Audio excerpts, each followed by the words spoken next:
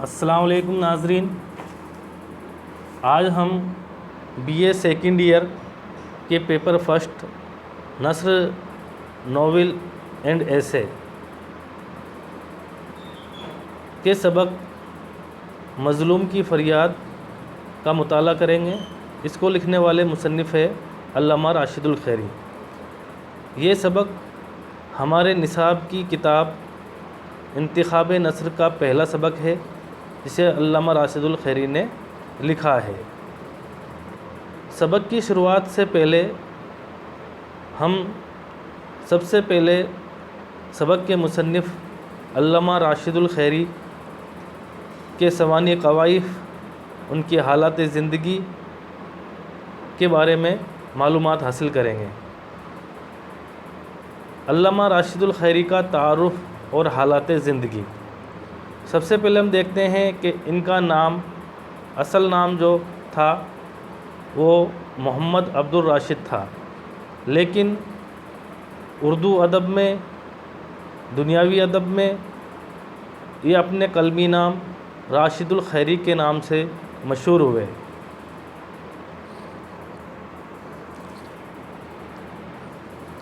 مولوی خیر اللہ نام کے ایک نیک پرہیزگار بزرگ ان کے خاندان میں گزرتے تھے۔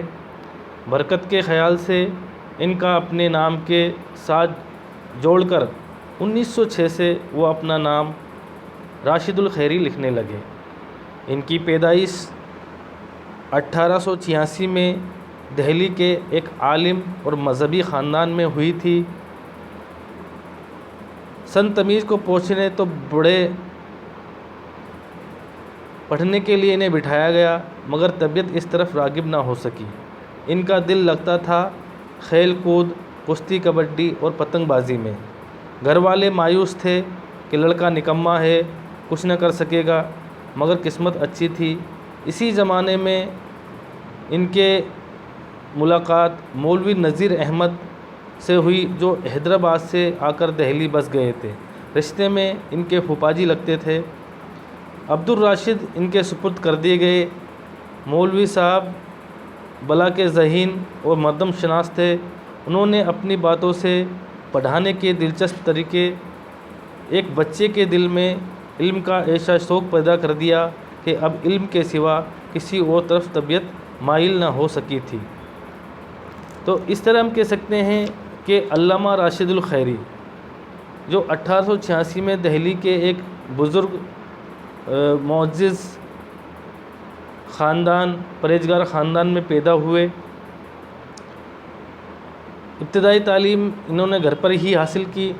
بعد میں ان کی تعلیم کے لیے مولوی نذیر احمد کو ان کو سپرد کر دیا گیا، یعنی ان کے ابتدائی استاد مولوی نذیر احمد تھے۔ انہوں نے تعلیم و تربیت حاصل کی۔ انہوں نے تعلیم سے فارغ ہو کر ملازمت کرنا چاہی، مگر اس میں ان کا دل نہ لگا۔ آخر ملازمت ترک کر کے باقی زندگی علم و ادب کی خدمت کے لیے وقف کر دیا۔ یعنی ابتدائی تعلیم حاصل کرنے کے بعد ملازمت کری، لیکن ملازمت میں ان کا دل نہیں لگا، ملازمت کو انہیں چھوڑ دیا اور پھر علم و ادب کی خدمت میں جڑ گئے، یعنی کتابیں تصنیف و تالیف کرنے لگے۔ انہوں نے اپنے زمانے میں مشہور رسالہ مخزن کے لیے کئی مضامین لکھنے شروع کیے۔ یہیں سے ان کی علمی زندگی کا آغاز ہوا۔ بعد میں اسی رسالے مخزن کے یہ مدیر ہو گئے۔ خود بھی انہوں نے کئی رسالے نکالے، جن میں عصمت، تمدن اور سہیلی ان کے مشہور رسالے ہیں۔ ان میں عصمت نے بہت شہرت پائی۔ راشد الخیری نے نثر کے علاوہ شاعری کی طرف بھی توجہ کی، مگر یہ ان کا اصل میدان نہیں تھا۔ ان کا اصل میدان ہے خواتین کی فلاح و بہبودی کے لیے اصلاحی ناول۔ یعنی علامہ راشد الخیری نے شروعات میں کچھ رسالوں میں لکھا بھی، مضامین لکھے، کہانیاں لکھی، اور خود بھی کئی رسالے ان نے نکالے۔ ان نے سب سے پہلے رسالے مخزن میں لکھنے کی شروعات کی، بعد میں اس کے مدیر ہوئے۔ اس کے بعد عصمت، تمدن و سہیلی بھی ان نے خود رسالے جاری کیے، لیکن انہوں نے ان کی طبیعت اصلاحی ناول کی طرف آگے بڑھ رہی تھی، اور سب سے زیادہ انہوں نے اپنے معاشرے میں خواتین کی اصلاح کو زیادہ ترجیح دی، یعنی خواتین کی اصلاح کے لیے انہوں نے سب سے زیادہ ناول لکھے۔ شاید مولوی نذیر احمد کی تربیت کا اثر تھا کہ عورتوں کی تعلیم و تربیت کی طرف طبیعت مائل تھی اور بڑے خواہش تھی کہ اس طرح عورتوں کی سماجی حالت سدھار سکے۔ اس کا بیڑا انہوں نے اپنے سر اٹھایا۔ راشد الخیری نے بچپن میں یتیمی کا داغ کھایا تھا، جس سے حزن و ملال ان کے مزاج کا حصہ بن گیا تھا۔ جب انہوں نے متوسط مسلم گھرانوں کے لڑکیوں اور عورتوں کے خراب و خستہ حالت دیکھی تو ان کا دل رو اٹھا۔ انہوں نے اپنے ناولوں میں عورتوں کی خستہ حالی کا ذکر کیا ہے اور ہمدردی کے ساتھ کیا ہے، اسی لیے انہیں مصور غم کے لقب سے بھی جانا جاتا ہے، یعنی علامہ راشد الخیری کو مصور غم کا لقب بھی دیا گیا ہے۔ علامہ راشد الخیری قدامت پسند تھے۔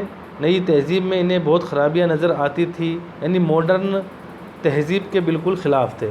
اپنی تحریروں کے ذریعے وہ عورتوں کو ان خرابیوں سے خبردار کیا کرتے تھے، اسلاف کے نقش قدم پر چلنے کی تلقین کیا کرتے تھے اور ایسی تدبیر بتاتے تھے جن سے عورتوں کی زندگی جنت کا نمونہ بن سکے۔ ان کا ایک خاص موضوع یہ بھی ہے کہ عورتیں کس طرح اپنے بچوں کی صحیح تربیت کر سکیں۔ کل ملا کے مسلم معاشرے میں عورتوں کی خستہ حالی اور ان کی مزاج پرستی اور ان کو اصلاحی طریقے سے زندگی کے آگے بڑھانے کے لیے انہوں نے اپنے مضامین لکھے، ناول لکھے، اور کئی ناول اس طرح لکھے کہ اس سے عورتیں اپنے بچوں کی صحیح تربیت کر سکیں۔ کم و بیش 80 تصانیف، یعنی 80 کے لگ بھگ کتابیں انہوں نے لکھی ہے۔ ان میں اہم کتاب ہے صبح زندگی، شام زندگی، شب زندگی، ماہ عزم، آمنہ کا لال، سیدہ کا لال، دلی کی آخری بہار، محبوبہ خداوند، عروس کربلا، نوبت پنج روزہ اور مناجز شاعرہ۔ یعنی علامہ راشد الخیری کی اہم تصانیف یہ سبھی ہے، جن میں کچھ ان کے اہم ناول ہیں، کچھ ان کی مشہور کتابیں ہیں۔ علامہ روح سخن کے عام طور پر طبقہ نسواں کی طرف ہے، اس لیے وہ سادہ، سہل اور عام فہم زبان میں استعمال کرتے ہیں۔ ان کے جملے مختصر ہونے کے ساتھ دلکش و پر اثر بھی ہوتے ہیں۔ برمحل محاورے استعمال کرتے ہیں، مگر اس طرح کہ ان کا استعمال بالکل فطری معلوم ہوتا ہے۔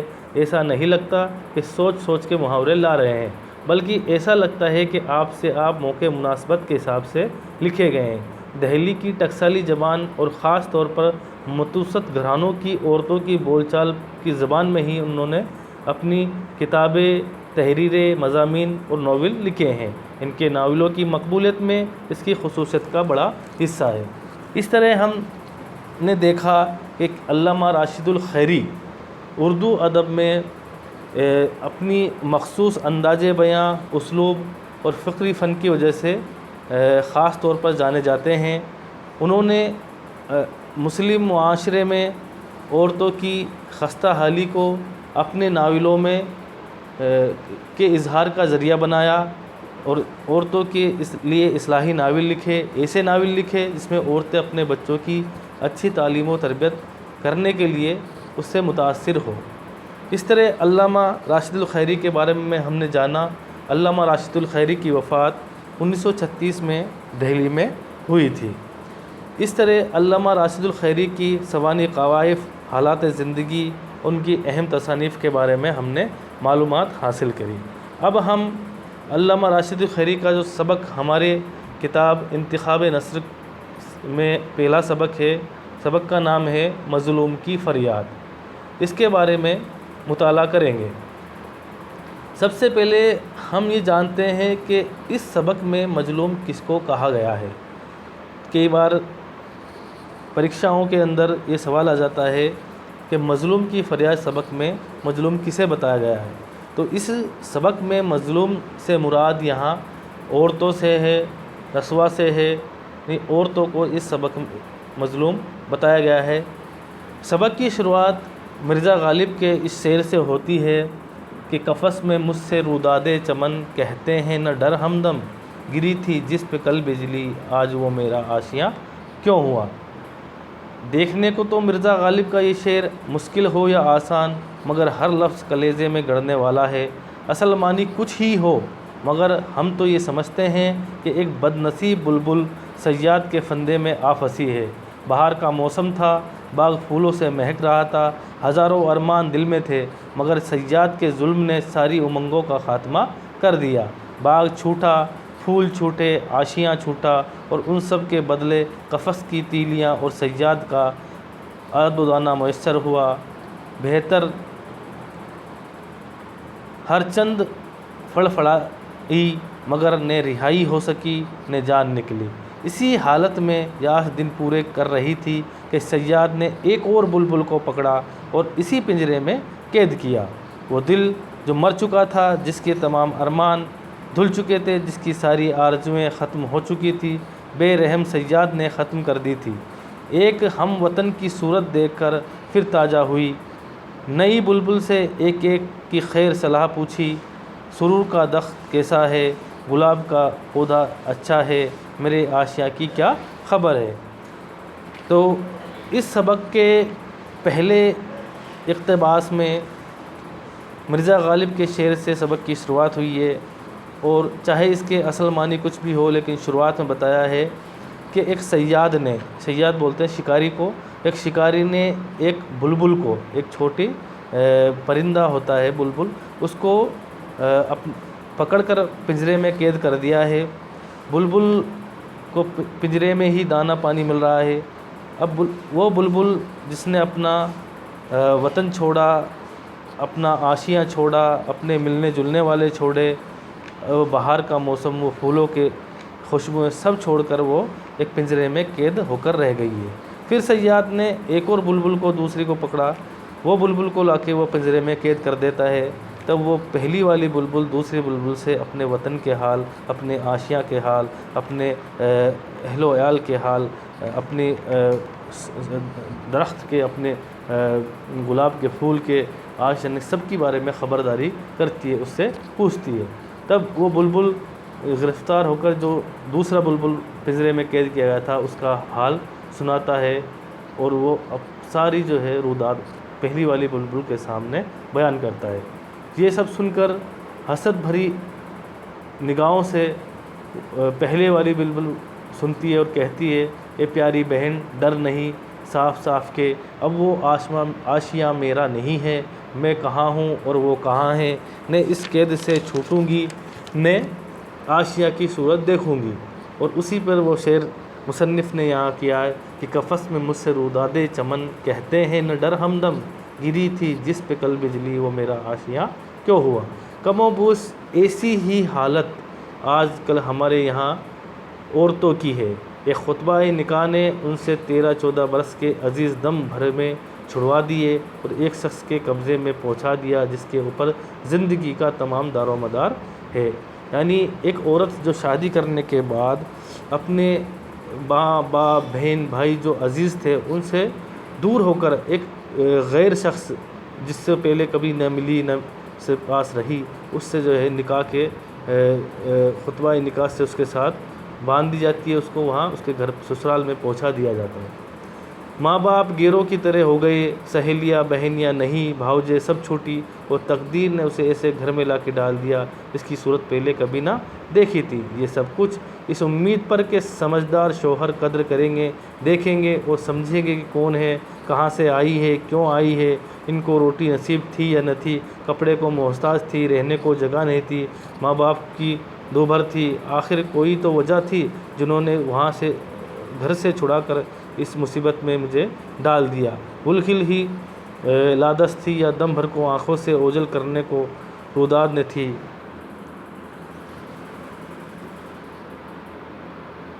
اس طرح اس سبق کے پہلے اور دوسرے اقتباس میں مصنف نے پہلے اقتباس میں بلبل سے تشبیہ دے کر عورتوں کی خستہ حالی پر تجزیہ پیش کیا ہے، اور دوسرے اقتباس میں مصنف نے عورتوں کی کہ کس طرح عورتیں اپنے شادی کے بعد گھر والوں کو چھوڑ کر ایک غیر گھر میں جس سے کبھی وہ ملی تھی نہ رہی تھی، وہاں آ کر وہ رہنے لگتی ہے تو کس طرح کی مصیبتیں اس کو در پیش آتی ہیں۔ کل ملا کر اس سبق مظلوم کی فریاد میں عورتوں کے بارے میں طنزیہ اور مزاحیہ انداز میں تجزیہ پیش کیا گیا ہے، جس میں عورتوں کی خستہ حالی کو بیان کیا ہے کہ کس طرح عورتیں گھر سے مائکے سے آنے کے بعد سسرال میں کئی طرح کی پریشانیوں کا سامنا کرتی ہے۔ کل ملا کر یہ سبق عورتوں کی مظلومیت کی نشاندہی کرتا ہے کہ عورتیں کو کئی جگہ کس طرح کی دشواریوں کا سامنا کرنا پڑتا ہے۔ تو اس سبق میں مصنف نے عورتوں کی بارے میں عورتوں کو مظلوم بتاتے ہوئے ان کے بارے میں تفصیل سے بیان کیا ہے۔ آخر میں اقتباس میں کہتے ہیں کہ سچے معبود ہمارے دکھ ہوئے دل تیرے حضور میں فریادی آئے ہیں، دکھا دکھا یہ سچے معبود دکھا دے کہ مظلوم کا وارث اور بے کسوں کا والی تو ہی ہے۔ یعنی آخر کے اقتباس میں مصنف نے اللہ تعالیٰ سے دعا کرتے ہوئے کہا کہ اے خدا تو ہی کچھ فیصلہ کر، تو ہی سب مظلوموں کا وارث ہے، بے کسوں کا والی ہے، تو ہی کچھ فیصلہ کر۔ اس طرح اس سبق میں عورتوں کی مظلومیت کو سبق کا موضوع بنایا گیا ہے۔ شکریہ۔ اگلے ویڈیو میں ہم انتخاب نثر کتاب کے دوسرے سبق مجھے میرے دوستوں سے بچاؤ، جس کا مصنف ہے سجاد حیدر یلدرم، کے بارے میں مطالعہ کریں گے۔ شکریہ۔